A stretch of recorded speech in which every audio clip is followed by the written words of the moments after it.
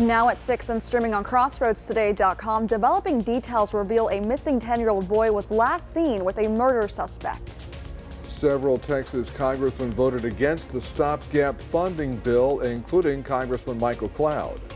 Plus, 2 border bills aimed at curbing illegal immigration in Texas now headed to the governor's desk. We've had some pretty nice sunshine because we're between storms. We've got one on the east coast, one on the west coast, so high pressure is giving us that good stuff. How long will this last? We'll have that answer coming up in just a few minutes. And a local gymnast is in England for a huge competition. We hear from her in sports. You're watching 25 News now at 6. Good evening and thank you for joining us. I'm Don Brubaker. And I'm Karina Garcia. Police in Wilmer are searching for a 10-year-old Ian Aguilar. Authorities believe he's with 38-year-old Juan Aguilar Caño. Caño is a murder suspect in a homicide. He is 5'7", 160 pounds with black hair and brown eyes. Authorities have found the suspect vehicle in the area unoccupied. The suspect and victim were last seen in Wilmer. Call 911 if you have any information. A vehicle fire in Bloomington was put out before it could spread to a nearby home. Around 7:30 this morning, Victoria County and Placido volunteer fire crews were called to this driveway on Esperanza Street. No one was hurt and the cause of the fire is under investigation.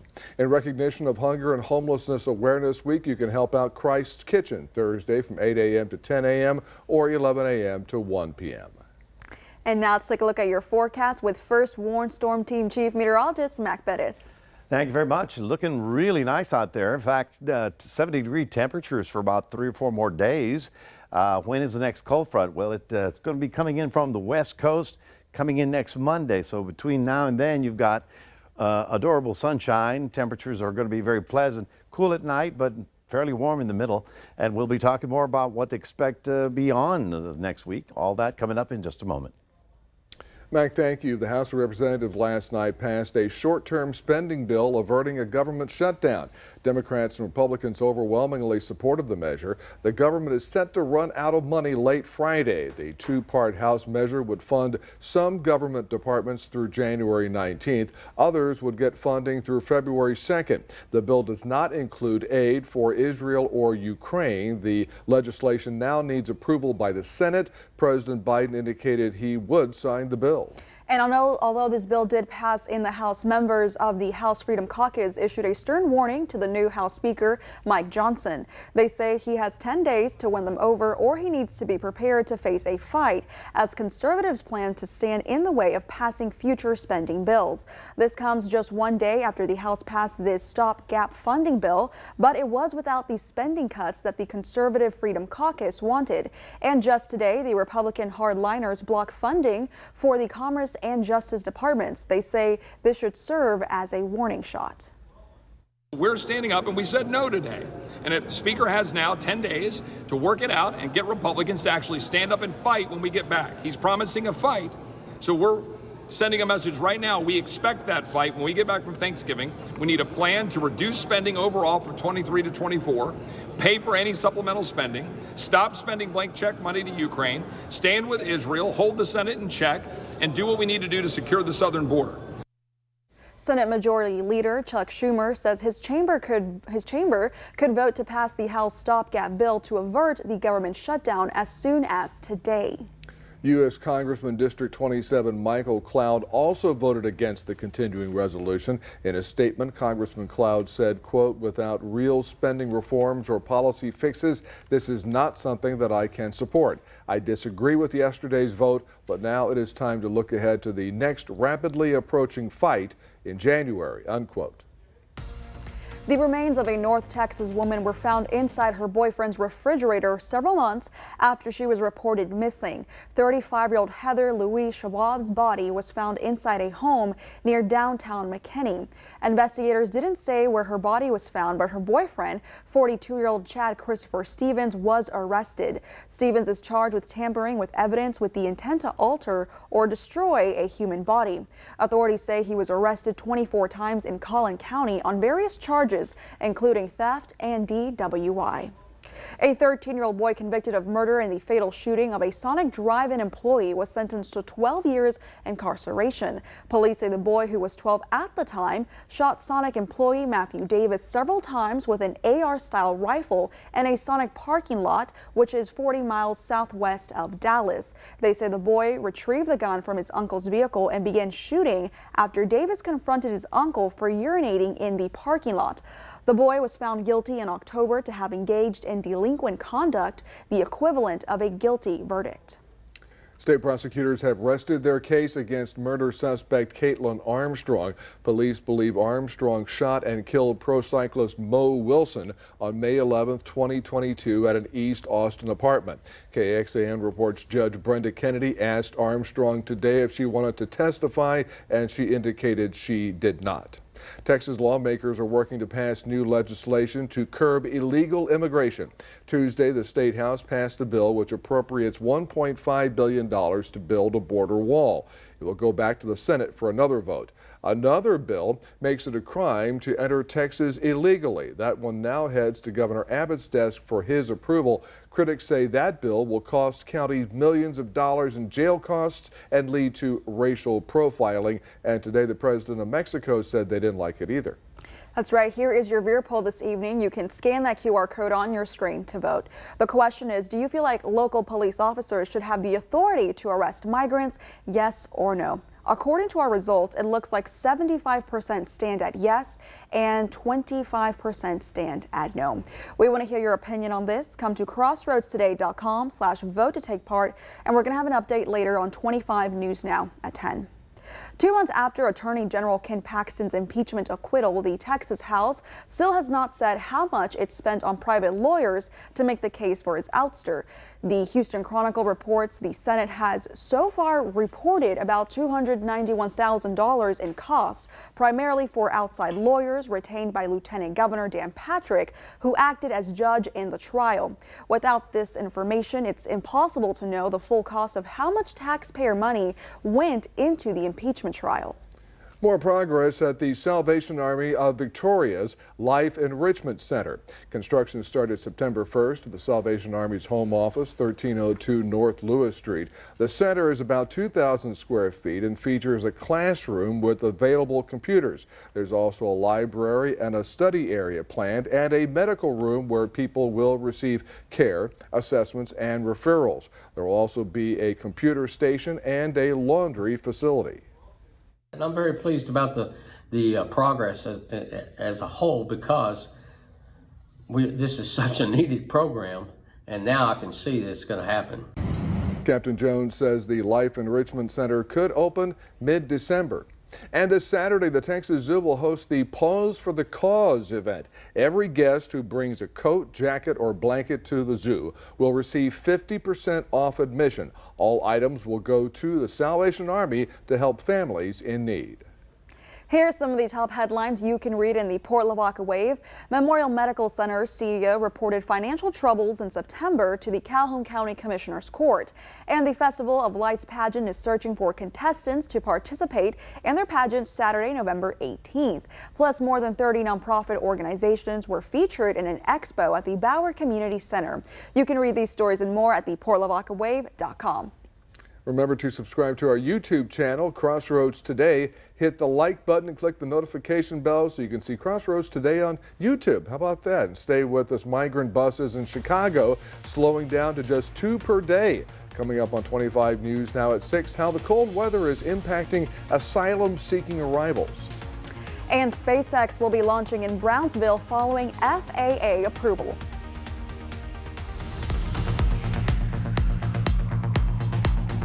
Hi, I'm Detective Gibbs with the Victoria Police Department. Victoria Crime Stoppers is seeking information on a wanted person. Donovan Mac Miller is wanted for a parole violation and is believed to be armed and dangerous. Miller is 5'11", 160 pounds, black hair, brown eyes, and has a tattoo on his throat and left side of his face. If you have any information on the location of Donovan Mac Miller, please call Victoria Crime Stoppers at 361-572-4200. You can also submit a tip by using the P3 Tip app on your Android or Apple device, or by visiting our website at www.crimestoppersvictoria.com. All tips are anonymous, and if you give information that leads to arrest or charges being filed, you could earn a cash reward. With the Victoria Police Department, I'm Detective Kelly Gibbs.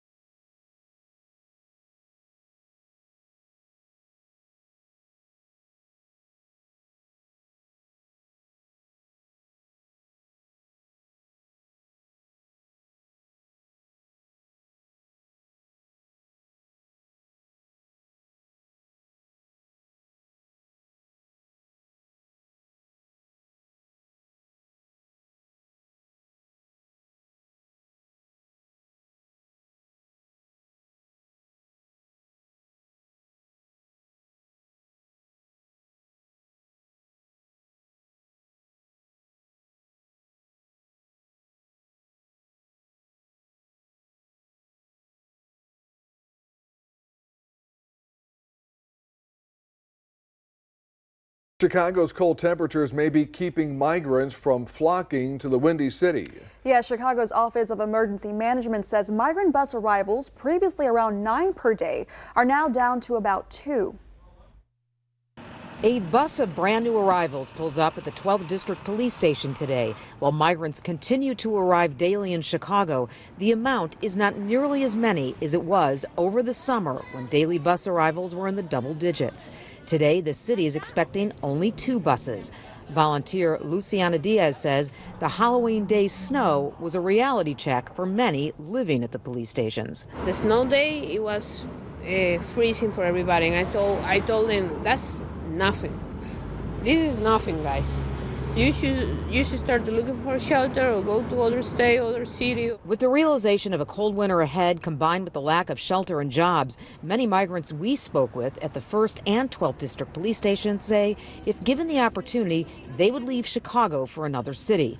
Diaz says some migrants even want to go back to their home country. They have an American dream, for in my opinion, is a fake American dream. So they asking me a lot for if I know somebody who can buy a ticket flight for them to come back to Venezuela. 6th Ward Alderman Will Hall, who traveled to the border a few weeks ago, says word is spreading on social media among migrants that Chicago may not be the best place to come.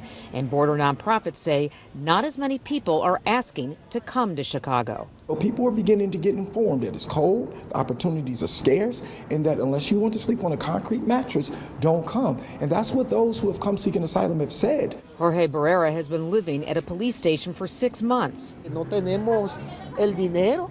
With no opportunity to work here, the 39-year-old says he would leave, but he doesn't have the money or luxury to pack up and go to warmer places like California, Texas, or Miami.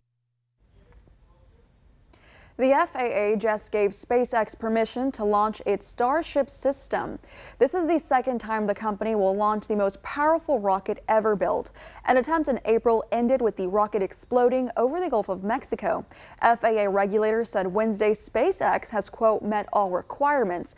Elon Musk's rocket company said it was targeting Friday morning with a 2-hour launch window from Boca Chica near Brownsville that opens at 7 a.m. Here's some of the top headlines you can read in the Cuero Record. Veteran Steve Greiner is commemorated as a local hero, and downtown Cuero gets ready to become a winter wonderland. That's always fun, starting the second week in December. You can read these stories and more at DeWittCountyToday.com. Yeah, I'm going to have to work on these temperatures if we're going to do a winter wonderland. We were very nice today with lots of sun, up to 65. Our actual high was 76, which is pretty close to what our average temperature is for this time of the year. Obviously, with the rain last weekend, the November total for the month is now 2.92. We got a good 2 inches that we took off of our deficit with that rainfall. We're going to be on the dry side, sunny side, and very pleasant side all the way through the weekend. But on the other side, yes, things do change, and we'll be talking about that coming up in a moment.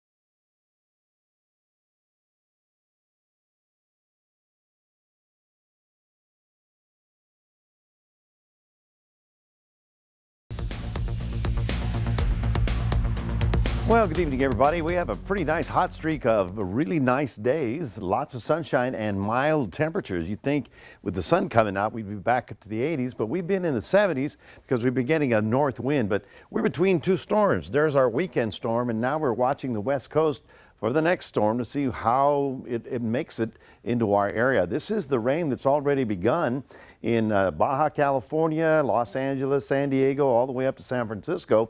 This is a very interesting storm because it's winding up here, very powerful out over the Pacific waters, and as it comes in, it has a very high snow level, freezing level.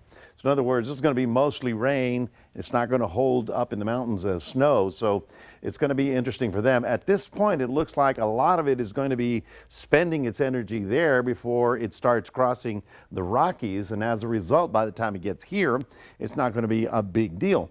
Now, you know, in the winter, we either get an Arctic storm from the north, that's the cold one, or we get a Pacific storm from the west.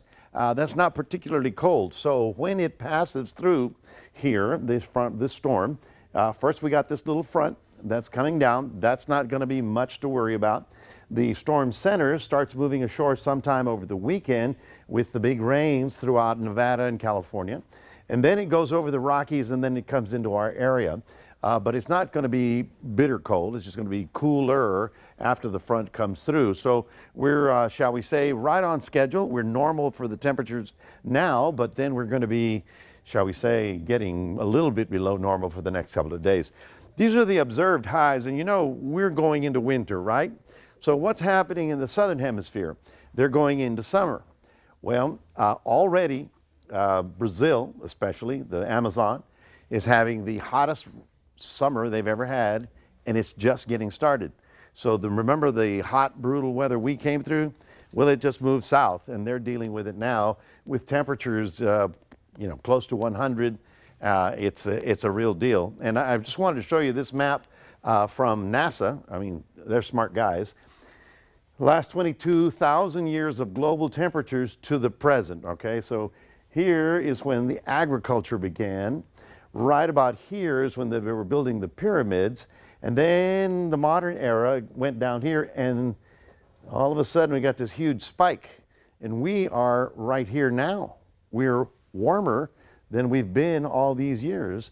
So if we get this temperature up to 2 degrees above the previous the centigrade, 2 degrees warming over the global average, we're going to have trouble. And, we're just going to have to deal with this pretty soon before it's too late. 53, the overnight low, so it's nice and comfortable. And then tomorrow, I'll have another beautiful day, getting up into the 70s. Let's take a look. Oops. If you do get a chance to go fishing, this will be good.